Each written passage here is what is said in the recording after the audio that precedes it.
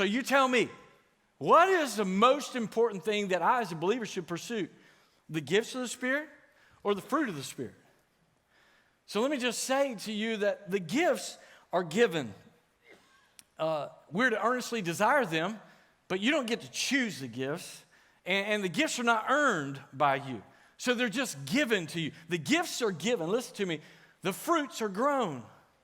It's just like fruit coming out of the ground. It's grown in soil. The soil of our heart, the selfless heart. When we surrender our self-serving ways to the ways of the Holy Spirit, the ways of God grow in us. The fruit of the Spirit, love, joy, peace, goodness, kindness, faithfulness, gentleness, self-control. It's all growing in us.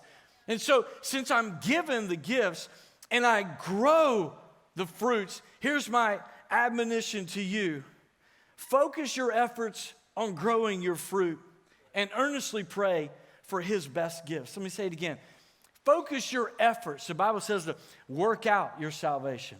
And it's not talking about your saving faith. He's talking about work out your daily faith. Once you're saved, work out that salvation in your life by being conformed to the image of Christ. What does that require? Growing the fruits of the Spirit in your life. What does that require? Surrendering your self-centered ways and wills to his so that you can know him more and look more like him.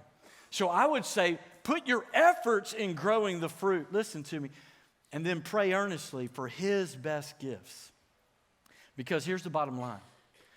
The fruits of the Spirit provide the environment in which the gifts of the Spirit will flourish. One of the problems with those people in 1 Corinthians is they didn't have the fruits of the Spirit first. They were exercising the gifts. And they were probably, you ever seen someone operating in a gift that's not theirs? You ever heard somebody, back in our little church growing up, I remember these little ladies wanted to give these special, I got a song God's given to me. I'm like, after hearing it, you need to give it back and see if he can work on that. Because that, you ever seen somebody operating just not in their gift? That's what was happening in 1 Corinthians. They were not operating in their gifts. And the reason why they didn't know that is because they didn't have the fruit of the salvation. They didn't have the fruit of the Spirit. They didn't have an environment for which it to grow. Same thing over here. People who say some of the gifts are gone today, the reason why they say that is because they're not mature in the fruits of the Spirit. They don't have a full understanding of who God is. Love, joy, peace, goodness, kindness, gentleness. They don't have that, so they don't have a good environment for the gifts of our best friend, the Holy Spirit, to set in. There's not a good environment for it, right? So I'd say pursue the fruits of the Spirit and let God give you his best gifts.